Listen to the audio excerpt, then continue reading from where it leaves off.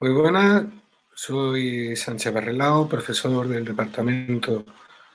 de Derecho Constitucional de la Universidad de Granada, y he sido muy amablemente invitado por Germán Teruel para participar en este congreso acerca del Tribunal Europeo de Derechos Humanos en su 60 aniversario, y en particular en esta mesa relativa a la contribución del Tribunal Europeo de Derechos Humanos a la configuración del espacio europeo de los derechos.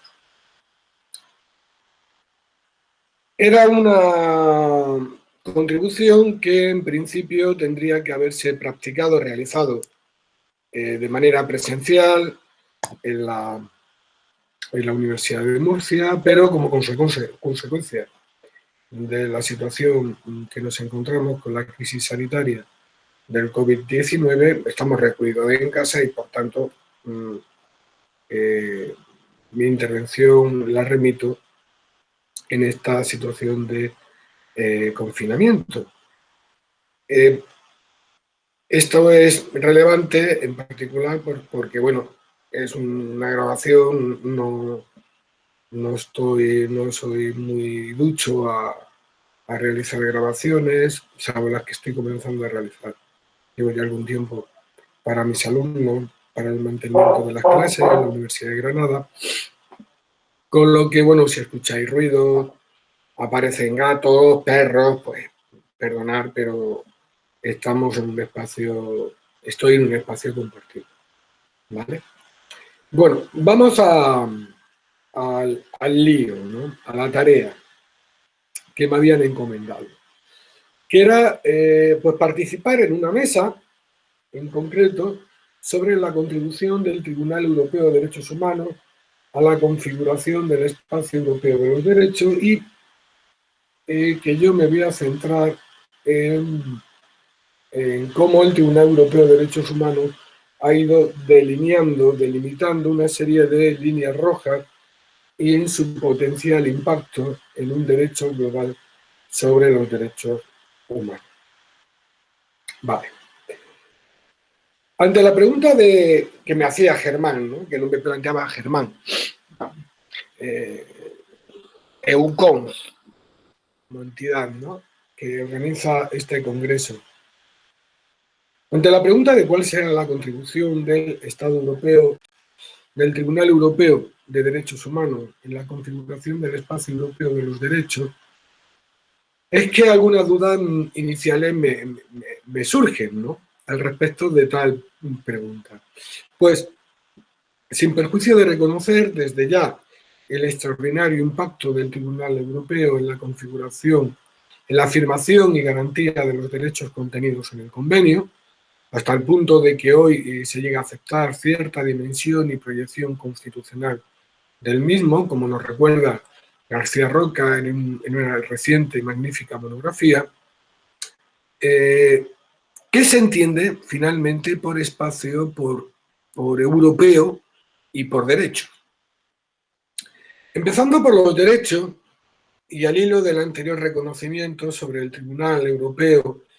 en relación al convenio que acabo de plantear, bien que podemos partir de los derechos humanos y en interrelación con los derechos fundamentales. Y es que, aunque son categorías jurídicas diversas, a tenor de la dimensión primordial internacional de los derechos humanos frente a la constitucional de los derechos fundamentales, ambas categorías hacen referencia finalmente a facultades de las personas relativas a la dignidad humana que son reconocidas y garantizadas jurídicamente frente a los poderes públicos, al punto de resultarles indisponibles tales derechos a dichos poderes. Así que, desde su interacción dialéctica y recíproca en sus respectivos contenidos, incluso alcancen hoy cierta similitud e intercambiabilidad en el discurso social, político e incluso jurídico. O, por ejemplo, algunas constituciones indistintamente nos hablan de derechos humanos o de derechos fundamentales.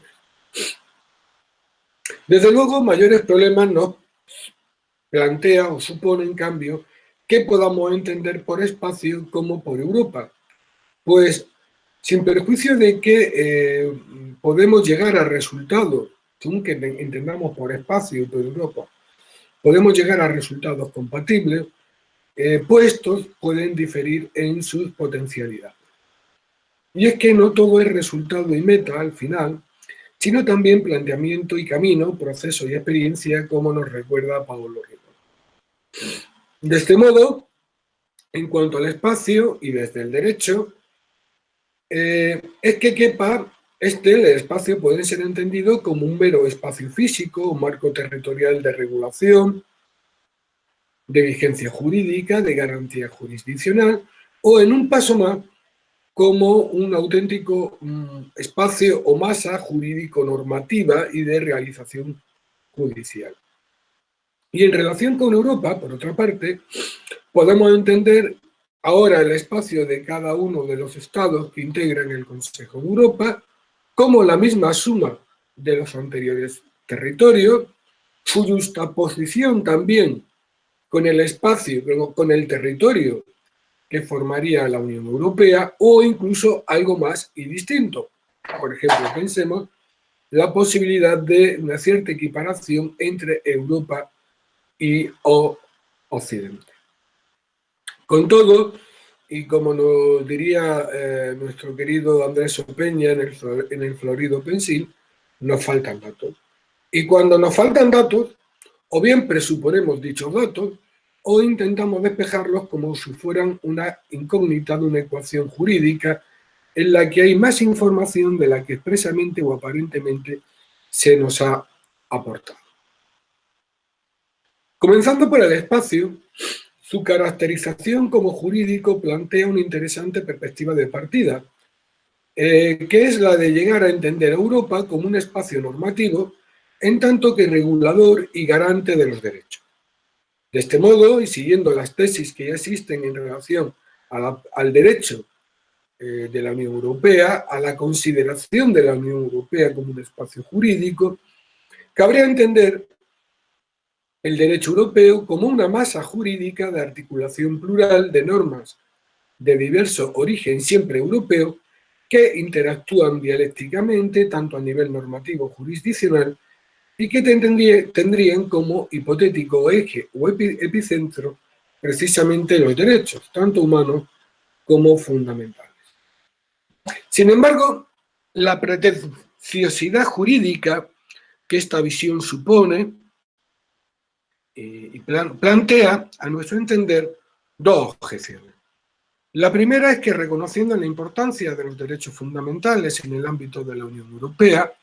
y de lo que es muestra precisamente la Carta de los Derechos Fundamentales de la Unión, estos siguen sin constituir el objeto principal de la Unión Europea.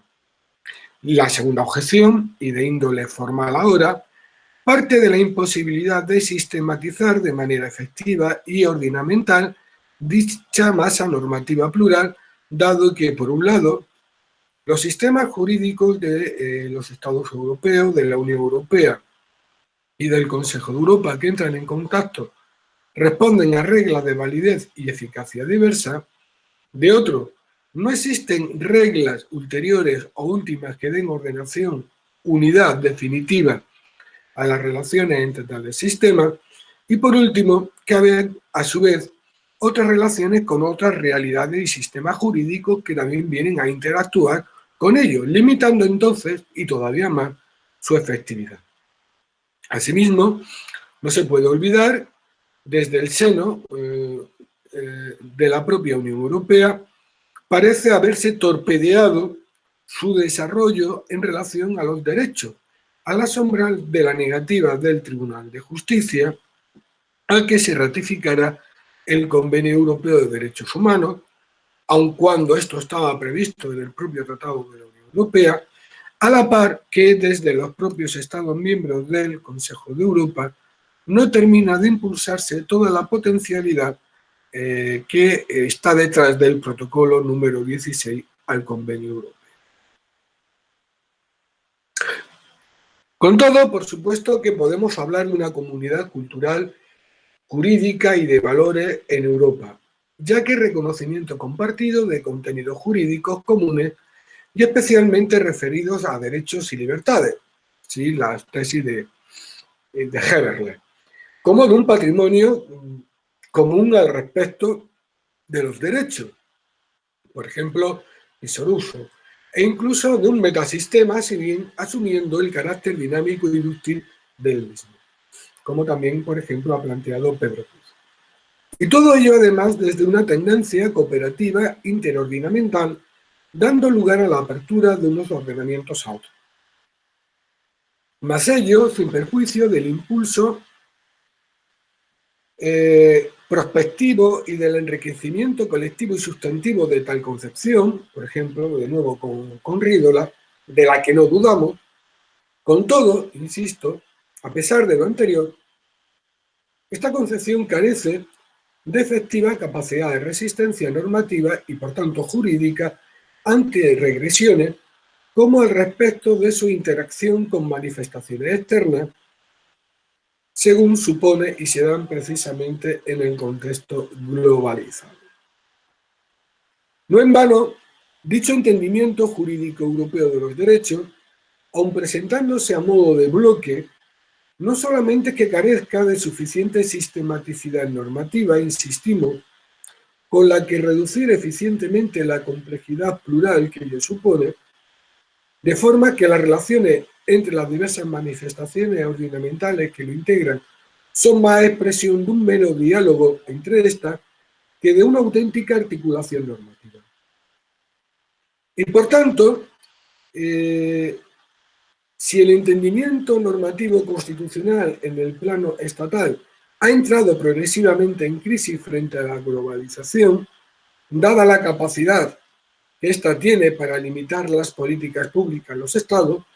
¿qué podemos esperar entonces respecto de una concepción jurídica intrínsecamente dúctil, blanda y comunicativa, como la que sería la de entender el espacio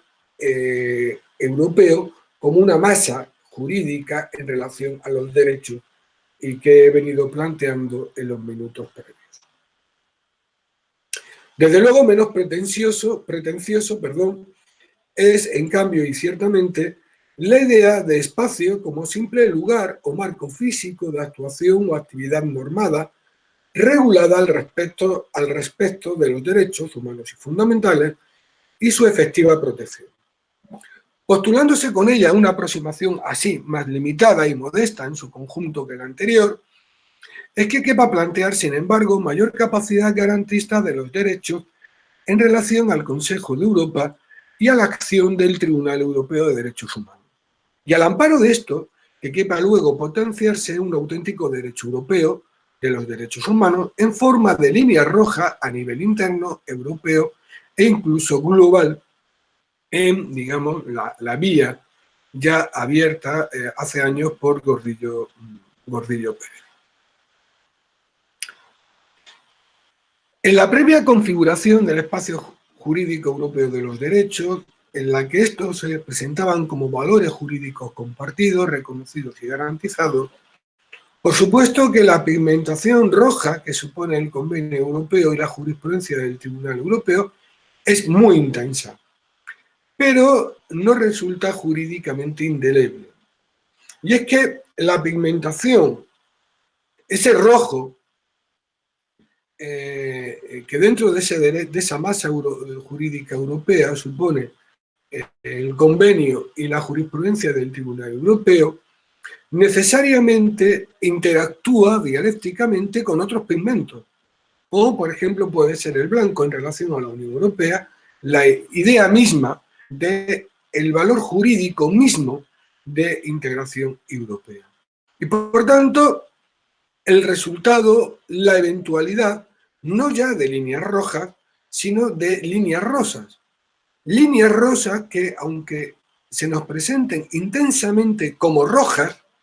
ya no es el rojo puro que encontrábamos al hilo del convenio y del Tribunal Europeo. Así, en el ámbito de la Unión Europea, aunque la misma Carta de Derechos Fundamentales remite al convenio al respecto de la interpretación de los derechos que la Carta contiene, como de la propia limitación de estos derechos, es que el Tribunal de Justicia termina por integrar autónomamente el convenio como la jurisprudencia del Tribunal Europeo y por tanto de manera parcial. Pues, de un lado, tal composición jurídica resulta mediatizada, la que hace el Tribunal de Justicia, por la interpretación que éste hace al hilo de la delimitación de los derechos de la Carta en relación a la integración europea y el entero derecho originario de la Unión Europea, y de otro lado, dicha interpretación mediatizada del Tribunal de Justicia no cabe ser controlada por el Tribunal Europeo al no haber ratificado la Unión Europea el convenio europeo. Otra cosa es,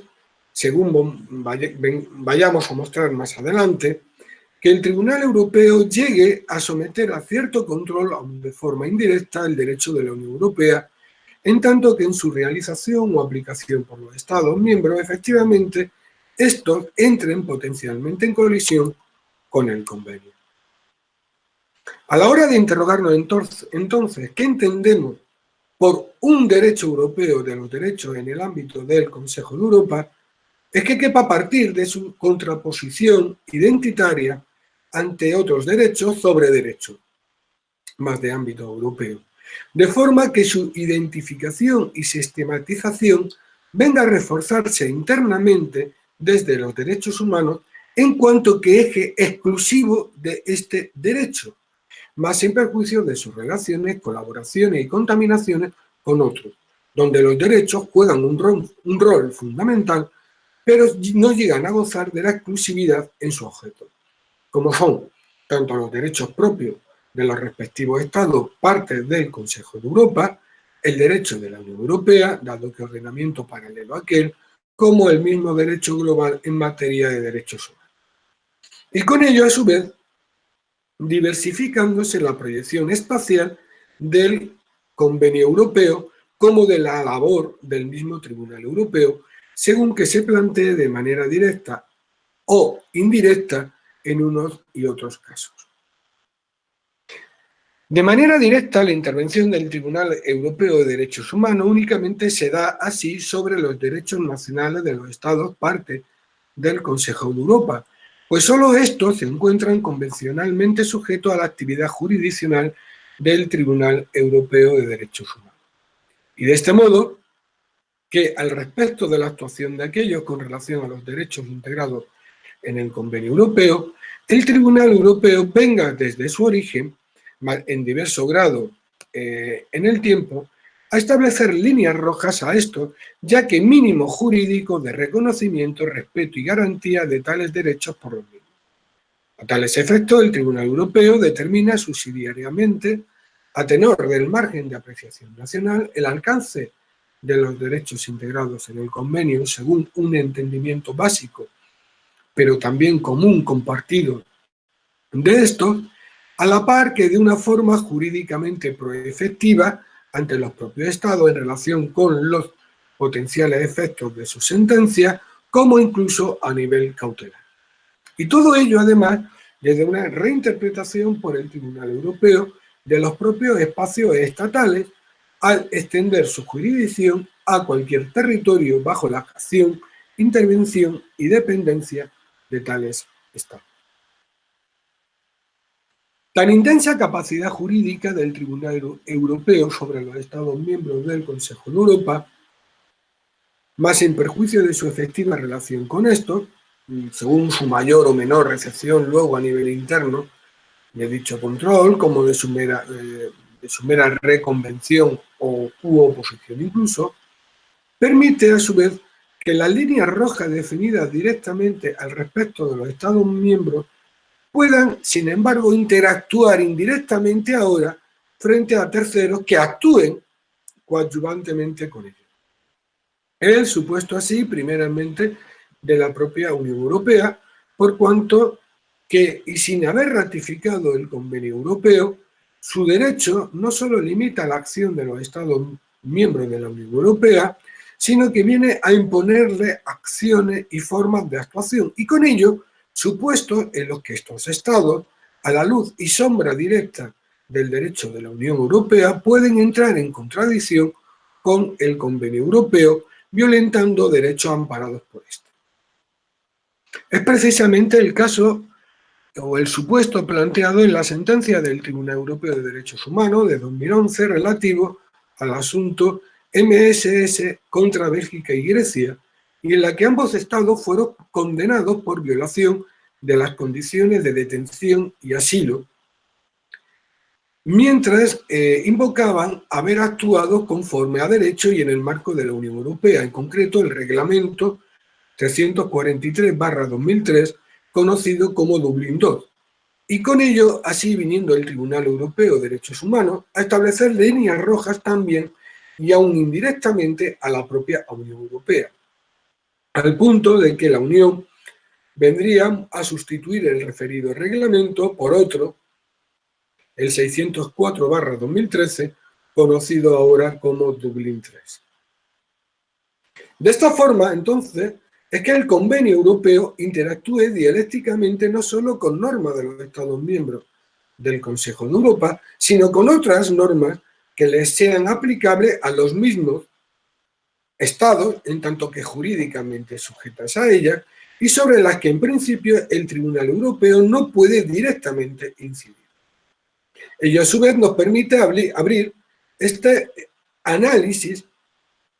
sobre el Tribunal Europeo de Derechos Humanos a otros casos en los que Estados miembros del Consejo de Europa actúan bajo sujeción a otros órdenes jurídicos no internos, como puede ser el derecho internacional público en su dimensión más convencional, de modo que,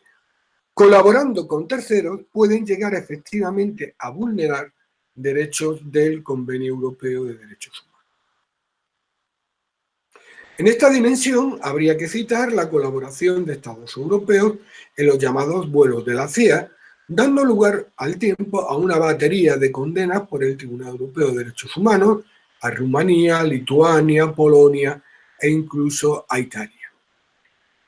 De estas condenas, particularmente interesante es, a los efectos de esta presentación, el caso de Italia.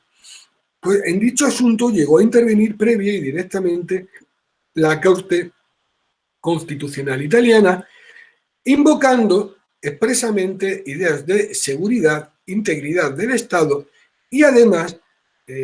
su colaboración convencional con terceros estados que habían, Estados Unidos, precisamente Estados Unidos, que eran los que habían realizado dichas actividades. Y al hilo de todo ello, por tanto, la presentación entonces